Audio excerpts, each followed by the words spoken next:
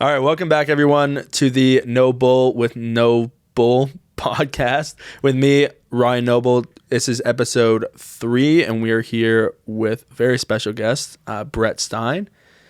Thank you very much for having me.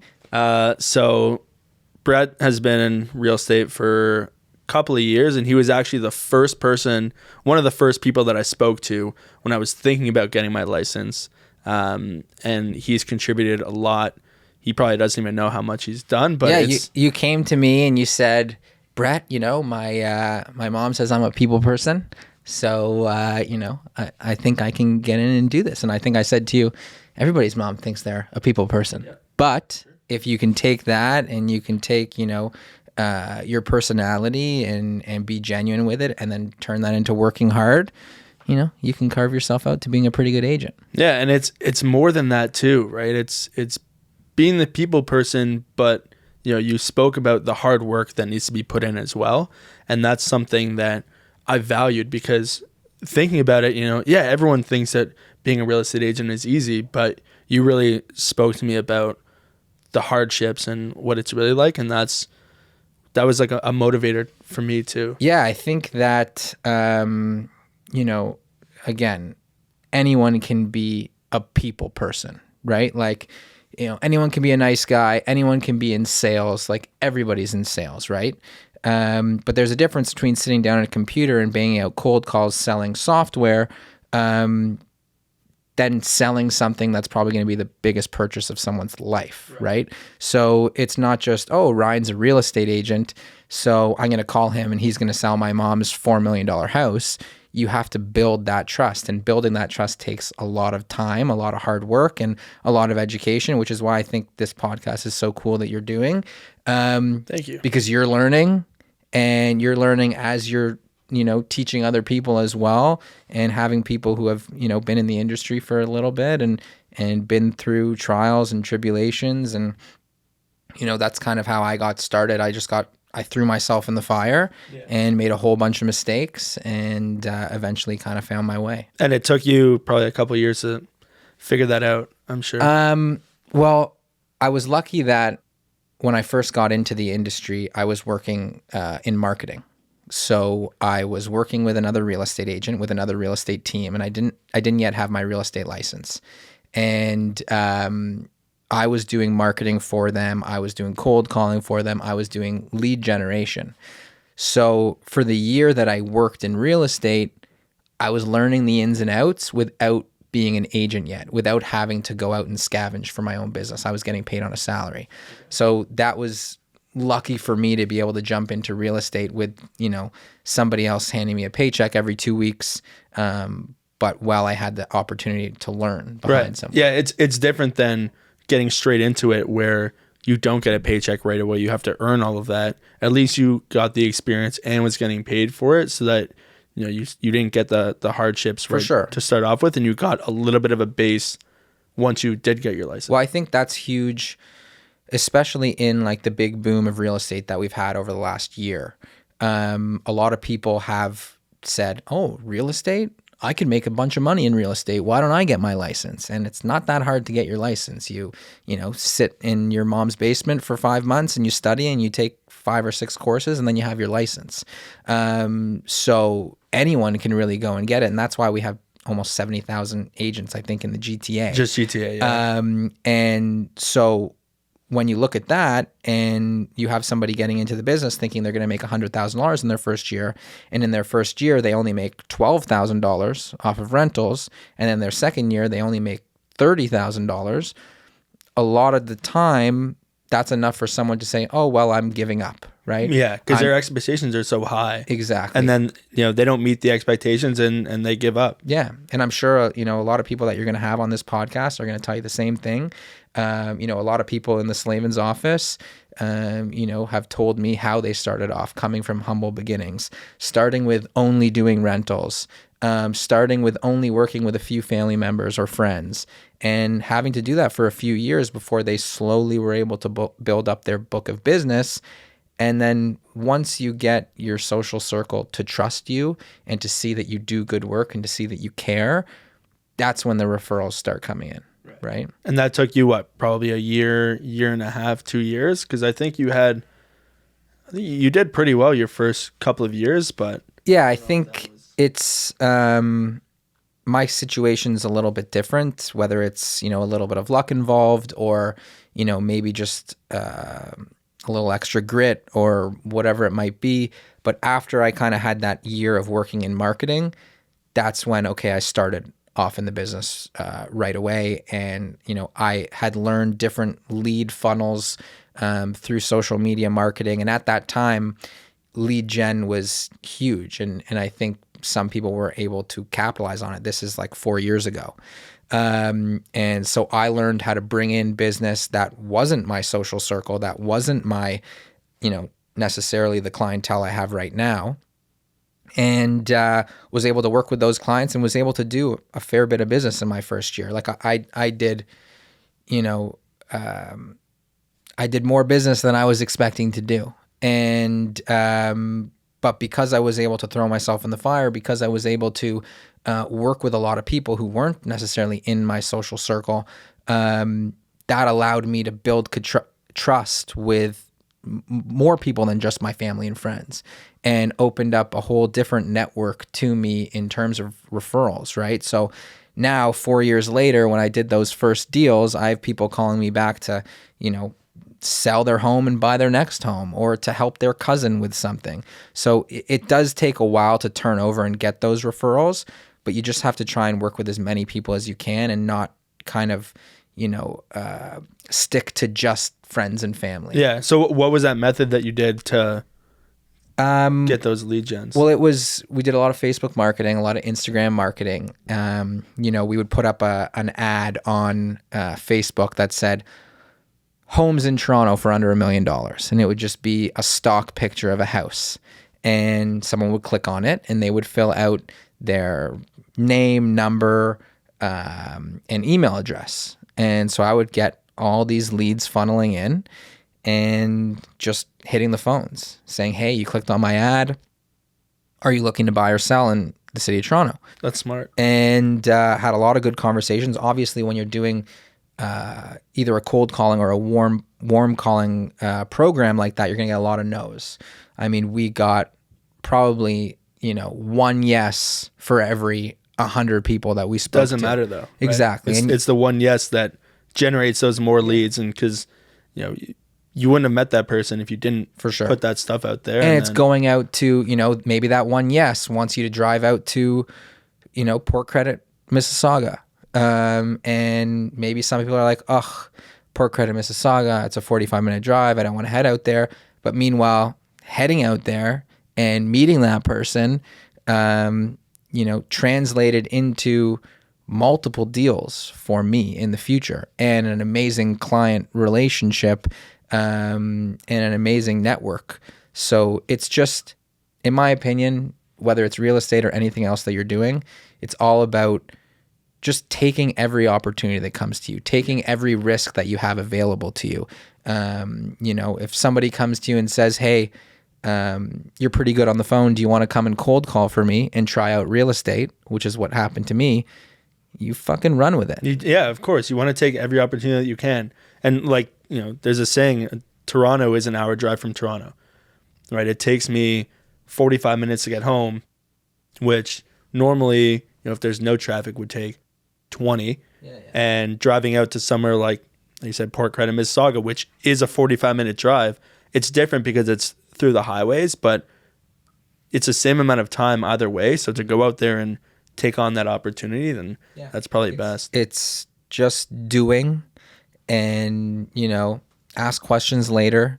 Doesn't matter what time it is. Doesn't matter what plans you had on Saturday morning. Doesn't matter how badly you wanted to watch the Steelers game at 1 p.m. on Sunday. When things come up, you go and you do, and you put on your best face, and doesn't matter if you're hungover.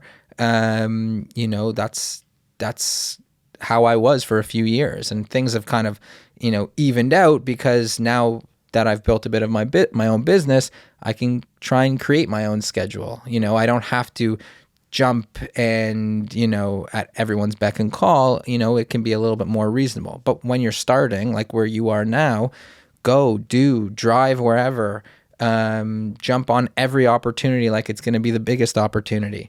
And yes, of course, if you look back at it, you're going to say, yeah, there was a lot of wasted time. But it doesn't matter for those 1 or 2 or 3 people that you're going to meet that are going to turn into lifelong clients. That's what it's worth. Yeah, it's worth the time at this stage. Yeah, you just got to be that yes man. Just say yes to everything. For sure. And like you said, yeah, I had some showings a couple weeks ago. Same thing. I was out drinking on Friday or Saturday night, and I was out till whatever 3-4 in the morning, and they 3-4 in the morning. They wanted to do showings at 9 or 10 a.m. and I wasn't gonna say no, I can't do it. I said yeah. I got my sleep, woke up, had a coffee or whatever, and smile on my face. And that's the thing is you have to be present, and you have to like you said, put on your best character every single time you go out there. And I think that's probably the most beneficial part of this job is that you go out there and you learn these experiences, and then it builds you as a person, and it builds you as a realtor. For sure. You have to, nobody's going to come out and be perfect right from the get-go. You have to, and unfortunately in our business, a small mistake is a big mistake, right? We're not, showing someone how to buy shoes here, right? If you make a mistake when someone's going to buy shoes and you tell them that, it was shoelaces and not Velcro, you can return the shoe and pick another one. In real estate, if you make a mistake on an agreement of purchase and sale, if you make a mistake, not disclosing something because you didn't have the experience, those are really big mistakes to make. So I'm not saying make those kind of mistakes, but I mean more so the social mistakes, more so, what to say in different situations. You have to experiment. You have to go out and be yourself, be genuine. That's huge for me, is just being genuine, being yourself. And if you think you're a likable guy, let everybody see Ryan Noble. And, I say to this day, maybe I was a little bit more aggressive for business when I was younger, but now if somebody knows me and they know how I operate and they've heard good things about me and they don't want to work with me, then they don't want to work with me. I'm not going to chase people for business, right? I am who I am, and my clientele wants to work with me. And you can't try for hours on end trying to convince someone why you're better than someone else. Right? Yeah, and that's what I'm trying to do as well, right? When I post these Instagram reels, videos, anything that I'm doing, I'm being genuine, right? I'm putting humor into my post because that's who I am as a person, right? I'm not putting on some fake profile and acting as if I'm this big shot, whatever, and everyone's not liking it. I'm putting myself out there, and I'm showing my true colors, because the people who want to work with me will work with me for that reason. Right. They're not going to work with me, because I look like I'm fake, right? And if you don't like what I'm doing, then don't work with me. Yeah. And if you do, then do. And I know for me, it's super early in the career and in the business, but it's a learning thing for me as well, right? I'd rather start by having that,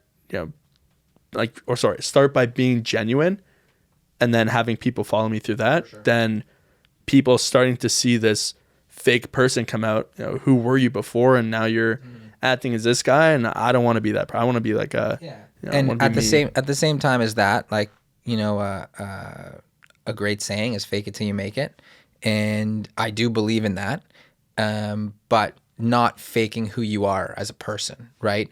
I've got tons of stories of, my first car, Volkswagen Tiguan, great car, loved that car. But I'm driving around to appointments with a guy driving a Porsche, and he's meeting me at the building, and I'm showing up in my Tiguan, and the first thing out of my mouth was, cars in the shop, I wanted to give off that persona that, you're doing better than they see you doing. And that was part of the hustle. It was, again, fake it till you make it. And then once I got to a place where I was comfortable in my own skin, then, I was fine. I drive a Tiguan. It's a great car. It costs me X amount of dollars a month, But there are certain things that you have to do, and you have to hustle, and you have to grind. And of course, you want to stay genuine to yourself. Right. But sometimes there are some little tricks of the trade that you have to do to, make sure that people trust you. And unfortunately, when you're 6 months into the business, telling people that you're 6 months into the business isn't the best way to get business. And that's basically where I'm at right now, and I'm not doing that. But at the same time, that guy who you took out and had the Porsche now sees that before you were driving a Tiguan and now you got a Tesla, and he's saying, oh, well, now you can see the progress and you doing well. But at the same time, you also started when you were what, 22? So I'm 27 now, if I remember correctly. And so I guess 2018, the end of 2017, beginning of 2018 was when I was doing the marketing. And then halfway through 2018 is when I got my license. And then, 2019 was my first full year as being a solo agent. So 2019, 2020, 2021, 2022. So, my fifth year in the business, but my fourth year, which is ending now, being a licensed real estate agent. So, I'm not an elder of the business, but I don't feel, like a rookie anymore. And the reason why is just doing deals and meeting people and having conversations and learning. And again, we're talking about fake it till you make it. But all your paperwork needs to be squeaky clean. Your negotiations have to be squeaky clean, which means in your position, you got to be working with people like Darren. You've got to be working with people in the office that have done this a million times before to make sure that, even though it's a $500,000 condo, all your clauses need to be, exactly the way they need to be. Yeah, and written correctly. Exactly. More so I can understand, and so that the other side can understand it for too. Sure. And once you learn it a few times and once you see it a few times, now you'll get the hang of it.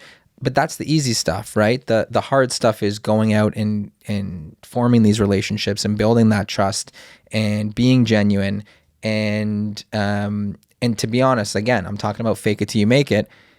If I get a client and I'm faking it and get them to trust me to be their agent, and they go out with me to go buy a condo and I'm a shitty agent, then they're either not going to work with me anymore, they're not going to refer me to anyone, and in this community that we live in, everybody likes to talk. Everyone likes to talk, yeah. So another saying, it takes however long to build your reputation, but 1 second to tear it down, right? So I'm lucky enough that in 5 years of being in the business, my best way of selling anyone is saying, hey, I could put all the names and phone numbers of every client I've ever worked with, hundreds of people, in a hat, and I could hand it to you and say, do you want to see what type of agent I am? Call any one of those people, call all day long, call for weeks straight, because, I'm confident, and, everybody on my team, I think, would be confident to say that all those people would have nothing but good things to say about us. Right.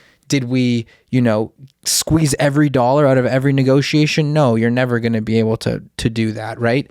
Was everything always perfect? No, but we always have done our best. We've always cared, and, we've always looked out for the client's best interest above all. Yeah, so you're 4 years in and you already have a team. And you mentioned before, we had a conversation off camera about it, you have a sort of unconventional way of running your team, but it's a different way of running it, and I feel like it's more beneficial. How did you start with the team, and how did you sort of build it to where you are today? Well, everyone's different. Everyone runs their business differently, whether you're a single agent, a team, a brokerage.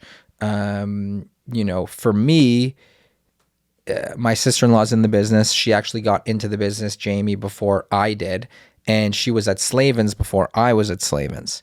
And, at the time that I was kind of getting my feet wet and doing some deals, she was going on mat leave. And, which as a real estate agent doesn't really mean anything. It just means you got to be at home with your kid and you can't go out and do. So we formed a synergy where, she would bring in clients, I would take them out, and we would kind of work on them together. And that was really beneficial. We started closing a lot of deals together. We saw how well we could operate as a team, and we kind of continued that. So it wasn't something where I said, oh, my dream is to build a team and be the best team in the city. No, I was just a real estate agent, and my sister-in-law had amazing clients, and we joined up and started working together. And then once she kind of got off of her mat leave and got back to work, we decided, why stop? And, then I kind of got to a point in my business where, I was dealing with a lot of purchases and a lot of sales. And I had a lot of friends who were looking to rent, a lot of referrals from friends who were looking to rent.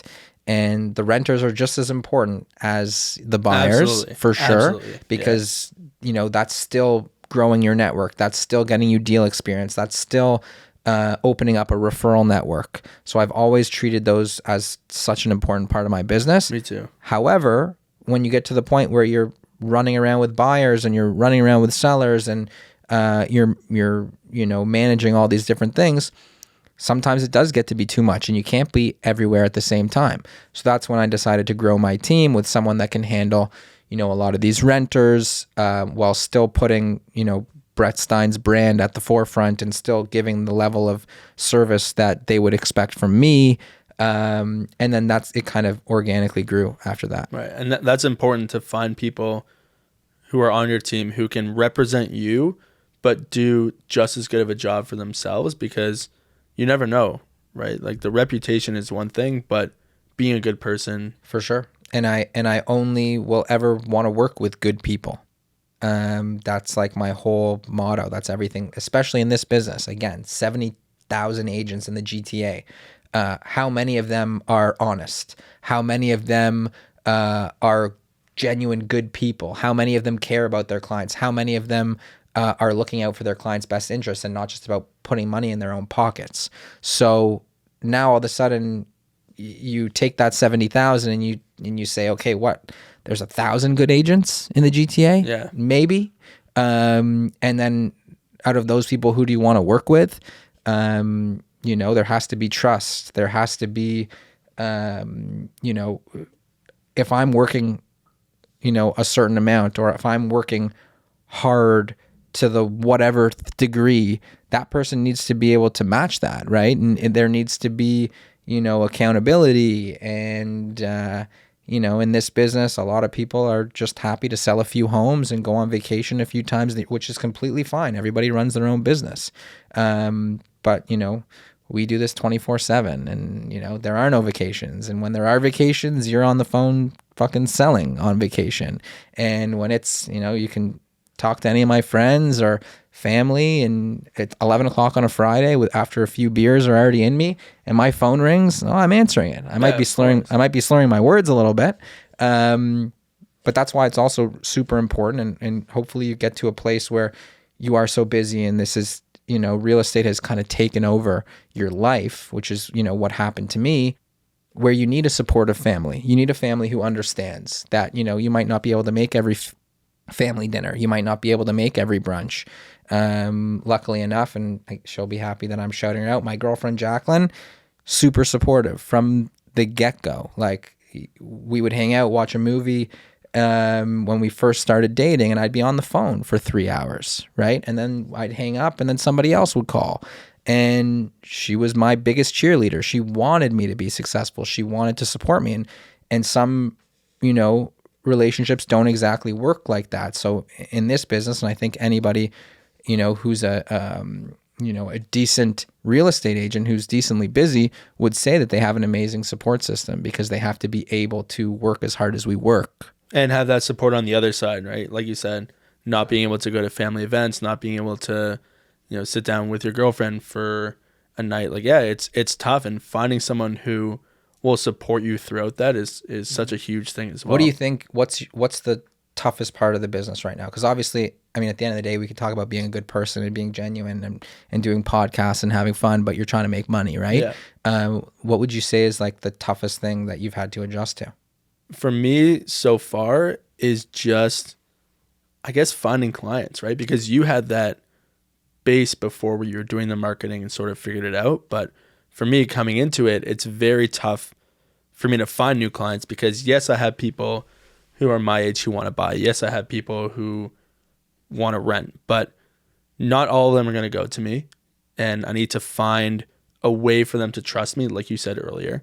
Find a way for them to trust me, find a way for them to reach out, and just, again, do my best once they come to me. But it's finding those people that I found is such a challenge because people come into this business thinking that it's so easy that they're just going to walk in here and everyone's going to come to them.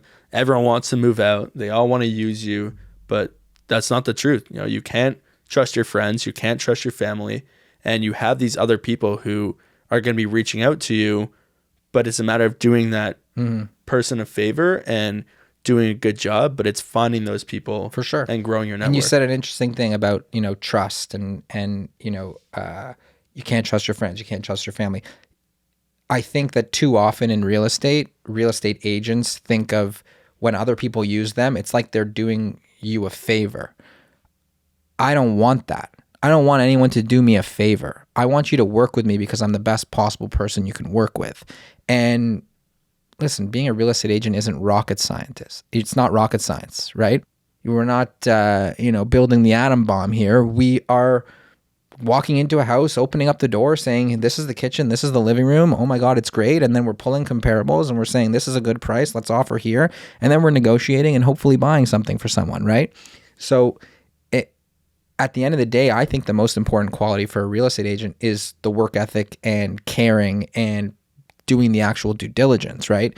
Because most people, if you don't care about your client, if you don't care about John, then why are you going to sit on, Treb for 10 hours looking at comparables and looking at what the thing sold for last year or, trying to find different ways to negotiate?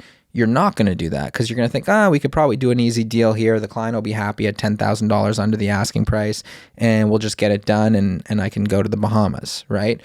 Rather than someone who actually is looking out for you, someone who actually cares for you, making sure that you have the right conditions in your offer, making sure that you get that home inspection, making sure that, we're not just taking Jimbo's advice because he says we're good to go on the mortgage, right?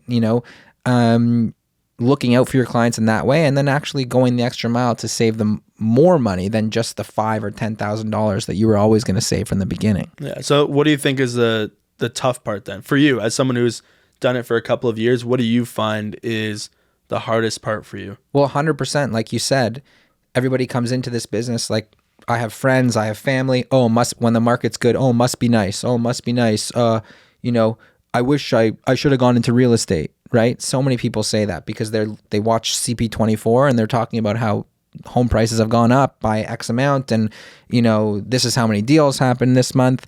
But they're not seeing, the reality that and I saw Darren said it on your last podcast or on the first one you did, it's like 3% of the agents in the city do 97% of the business, right? So that leaves 97% of the business of 70,000 or whatever it is are actually only doing a few deals a year. Yeah, some not even one. I think I saw another stat, I don't know how true it is, that I think 47% of the agents didn't even do one deal last year. The reality is that if you got into this business because you thought it was going to be easy, because you thought you could make a quick buck, that's not the case. You might get lucky and sell mom's house 2 weeks into having your license, but the reality is it's not easy. And the hardest thing to do is find clients. So it's just about grinding it out and, showing every single renter that you work with your work ethic and how much you care, so that renter says, you know what, Ryan was so good with all the visits. He was so good with the showings. He was so on top of everything. He was sending me listings every day.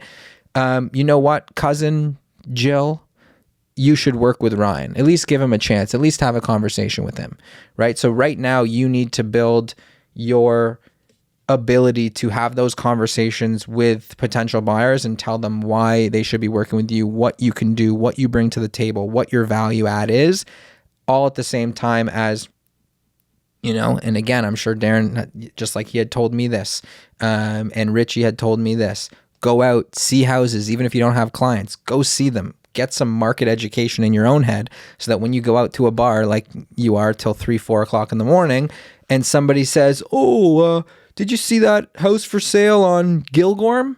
You can say, yeah, I did.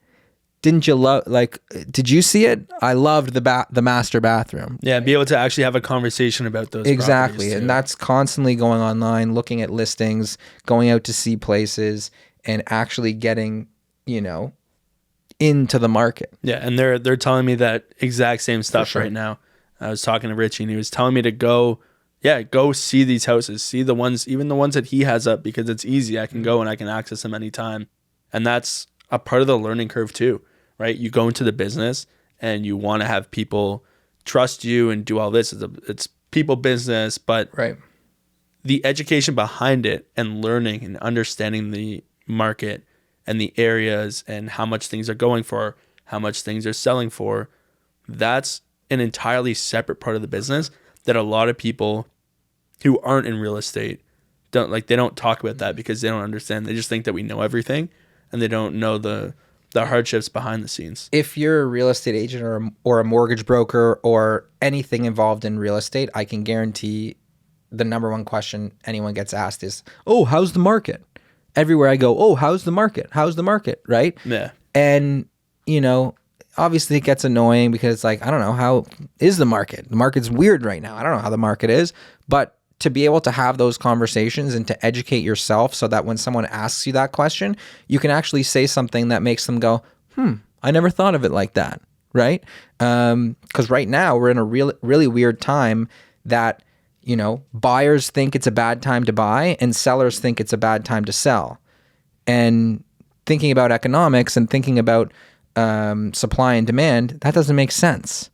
If it's a bad time to sell, it's a good time to buy. If it's a bad time to buy, it's a good time to sell. It can't be a bad time to do both, right? So right now we're at a really weird time in the market where nobody really knows what's going on. And it's up to us as professionals to have these conversations, to educate our clients, to educate anyone who might be listening and tell them why for certain people it might be a good time to do something and for other people it might not be a good time to do that. And then help them plan, because if somebody wants to buy something in the next 12 months, they should be starting to plan now. They should be having those conversations now and having those conversations with you. And then when you set them up with your mortgage broker to get approved and they find out that they can actually get more money from the bank than they thought, and then you start going into details about how the house that they would have bought in February was worth X, and now that cost of the house has come down by 200, 300,000, all of a sudden that might turn people's head and say, you know what, you're giving me good advice here. Why don't you just send me some listings and let's see what comes out. So if I'm a seller right now and I want to sell my place and I want to come to you, what would be the process? What would you recommend for them right now? Right. Well, because we're on your podcast, I'm going to say that, you are... You can keep it... Yeah, we want people to go to Ryan. what I would right? do. Yeah. But yeah, I mean, other than the fact that we're basically heading into December, which is Christmas time, which is dead time. Don't let anyone tell you different. The dead times are around Christmas time in December and in August. It's when people are in vacation mode. Nobody wants to even think about buying or selling a house. So it's kind of like the most downtime of the downtime, which is pretty brutal. But coming into let's say next spring, right now, we've shifted into a buyer's market, right? In last year in February, it was a seller's market. Don't get it twisted. It was a seller's market. People were getting, February was the peak. And I can even go back as far as I bought my house in 2020 and my mortgage rate, not to brag, I'm sorry, was 1.79. That's crazy. Now it's up to what, 3? No, now you're there are rates that are around 6%. That's crazy. Right? I'm talking about a fixed rate mortgage here. And so what has happened is there's been a huge shock in the market. And, you know, anyone can try and convince me differently, but in my mind, when you have sub 2% interest rates and everybody's getting money from the bank like it's Christmas, and everybody's buying power is going up and everybody can buy and there's so much competition. And, you know, we've always had a problem in Toronto with supply. So you put a good house on the market and it's a feeding frenzy. All of a sudden you give people hundreds of thousands of dollars more from the bank. Now it's bananas, right? It's like Mad Max apocalyptic style, you know, kill everybody to get that house. So we've introduced more buyers. We've created an insane amount of competition. And of course, with more competition comes higher prices. And that's what happened. And then almost overnight, at the snap of a finger, we were told interest rates were going to climb, and they were going to climb for a while, and they were going to climb multiple times, and they did. And in the span of from February to where we are right now, even go a couple months ago, so let's say in the span of 4 months, we had interest rates triple, which shocked the market, which sellers who were getting $2 million for their house back in February are no longer getting $2 million. They're getting 1.7, but they still think they should be getting $2 million. That's the other thing. Therefore, sellers' expectations are unrealistic. And buyers who were overspending back in February are now thinking, oh, rates have tripled. I should be able to get a $300,000 discount on the house that I want to get. So sellers' expectations are here. Buyers' expectations are here. We need to level out and meet in the middle. And the only way we're going to do that is with time, right? Time heals all wounds. People have to get this shock out of their system and adapt to where the new normal is, right? And hopefully we do get some good news. Hopefully we do get interest rates climbing back down to like 3.5-4% sometime in the next couple years, and you know, we can get back to a normal balanced market. Like you said, it's so hard when the interest rates are so high and the housing prices were so high to find that balance now once one has gone up and the other has gone down. Talking to sellers, talking to buyers, and figuring out what people can buy. Yeah, because I'm sure the place that you bought right now, not that it's not affordable now, but it completely changes what your options would have been for sure back then. For sure. Like I would say my one piece of advice for buyers would be, you know, if you think you're going to buy in the next 12 months, you know, start planning. Know your numbers. Like that's the most important thing. Talk to a mortgage broker, talk to your bank, talk to anyone. Find out, you know, how much money will the bank give you? Right? Will the bank give you an $800,000 mortgage? Will the bank only give you a $500,000 mortgage? Once you know that ballpark, also find out how much money do I have from a down payment perspective? Am I getting a gift from family? You know, what's that number going to be? So now you have your purchase price of what you can afford. And then do your math, run your spreadsheets. I'm sure Ryan can get them for you. Run the spreadsheet to find out how much you can actually afford on your monthly basis. That includes your Rogers bill. That includes utilities. That includes everything. How much can you actually afford while still, you know, having a decent quality of life? Okay, so now we know our monthly payment and we know what price of a house we can actually purchase. Now you just be prepared and you have your real estate agent look and keep an eye out on the market for you, because you never know when that one house is going to pop up that checks all your boxes, fits in your box of affordability, and who knows, you might have a desperate seller and you might be able to negotiate, and that could be the deal of the century. Yeah, right? The opportunity could be gone in a day, less than a day. And if you're waiting for, you know, the Toronto Star article to come out that says the market is back, interest rates are dropping, buy, then the reality is you're just going to be jumping back into the market with everybody else and creating the same situation that we had when we had low interest rates, which is driving up competition, which is just going to drive up price. And that's what it is. That's some great advice. Some great insight. Thank you. For Listen, everyone listening, listen. most people just read newspaper articles or see Twitter posts and say, "Oh, the market's bad, I'm not going to buy. Oh, the market's bad, I'm not going to sell." You know, your accountant gives you advice on your financing. Your doctor, when he tells you that you have to get surgery on your torn labrum, you go get surgery, right? When your dentist tells you he needs to fill a cavity, you don't say, the market's just not good for a filled cavity right now, right? I'll just wait. You know, wait until my tooth gets bad, and then we are supposed to be the trained professionals in real estate that are giving that sort of advice. The problem is there's just so many of us that can't be trusted that it puts a dark cloud on our whole industry and puts a dark cloud on all real estate agents to say that we're just salesmen looking for commission and we can't actually be trusted. So we have to constantly, the good people in this business need to constantly be working together to shape and reshape the idea of a real estate agent. Yeah, because they're, like you said, those 70,000 people, even half of them might not know how to negotiate or how to talk through a deal. So it's more about finding those people who are, like you said, the quality agents who will go out there and do their due diligence and do everything for you to make sure that you're the best client. Finding someone that is a genuine human being who can't just be labeled a salesman, who you look at and you see what they do and you can genuinely say that they're not just in this for the money, right? Yeah. We're all trying to make a living here. Of course, right? We all have bills to pay. We all have a mortgage to pay.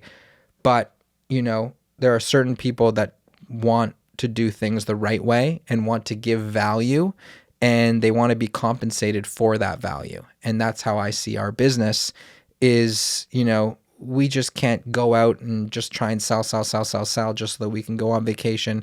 And in reality, that way of doing business isn't sustainable because, you know, you're not going to get those referrals. You're not going to get repeat business if you don't actually show that you care. Yeah, I saw something. I think it was Ryan Serhant said something. It was just a little clip, but it was something like, you know, he charges the commission base, which is how the business works. And someone came up to him and said, why are you charging so much money? You know, and he said, listen, I can charge you hourly if you want, but if I charge you hourly, the bill might even be bigger. Mm-hmm. Because if you don't sell your house, you're still charging me hourly. Yeah. But it's like a motive. You know, I have my price. I go and I sell it, or I sell it or I don't, and I get paid if I sell it, and I'm putting in the work to sell it, and you don't want to pay me those thousands of dollars if I'm not going to sell your house. Yeah. Listen, I've lost listings because I wouldn't give someone, you know, a certain deal that they wanted and they expected. And let's say that deal was a half a point. Let's say that deal worked out to be $4,000. And that person went and listed with somebody else and got that commission reduction. But maybe they didn't sell their condo for as much as they would have sold it with me, right? Maybe they didn't have someone who was working that extra mile, that $4,000 could have worked out to $20,000 in savings, right? You get what you pay for. Right, and that's where we add value. That's where, as a real estate agent, you need to add value because you know how much you're worth, and if other people don't see that value in you, then they're not going to trust you. They're not going to go with you. And if your first question is, how much of a discount are you going to give me? Then obviously that client is only looking for discount, and that's the only thing that they care about. Yeah. You know, if you want a cheap product, go buy a cheap product. If you want a cheap service, go buy a cheap service.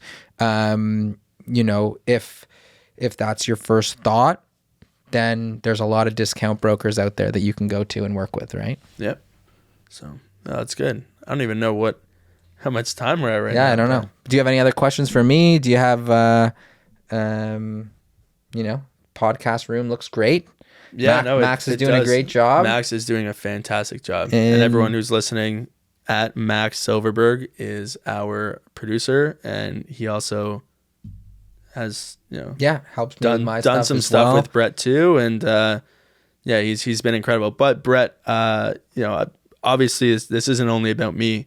Where can people find you online if they want to, search you up, look you up, and follow you on So I think socials? these days, my Instagram handle is, I think it's just Brett Stein Real Estate. I'm sure you can just look up Brett Stein on Instagram. We've got some stuff going on YouTube. We've got some stuff on TikTok, although not for a while, and not, weird dances in my underwear. So don't get too excited. Maybe you should. Maybe I should. And I don't tell anyone my Twitter handle because that's anonymous. Burner account. Burner account for just talking shit about other agents. Yeah, and football and hockey and all that stuff. That's it, man. And if you want to find me, ask Ryan. Yeah, and we'll go out for a coffee at Brett Stein. And listen, just the last piece of advice I would say for you is leverage your relationships with other agents. Like someone like me, you've got an amazing support system at Slavens. Working with Darren. And if somebody comes to you and says, hey, my mom's looking to sell her house, or hey, I may be looking to buy, but I'm worried about your experience, Darren is 100% the guy who would be 100% comfortable with you saying, well, let me and Darren come in and meet your mom, or let me and Darren come in and show you why we're the best, right? And leverage those relationships. That way you can do a few deals with other people in the office, and you can learn from that, and then, turn that into your own experience and turn that with future experience with your clients. And that's exactly what I'm doing, right? Every deal that I've done, I have that support system at the brokerage who are helping me out. And for those buyers who are coming in, same thing. And they ask me questions. And even if I don't know the answer to the question, I'm not shying away from saying, hey, I have people who can help and answer those questions. Let me get back to you. And then working on those deals with those people as well, because that's valuable. Know what you don't know. Right? And then learn it and know it next time, right? Don't never make the same mistake twice. And soak everything up like a sponge, and, keep having these conversations, keep, educating yourself so that you can educate your clients. It's good. I appreciate that. Well, thanks, Brett. Thanks, and boss. I guess we'll see you guys next time. Appreciate it. Thanks.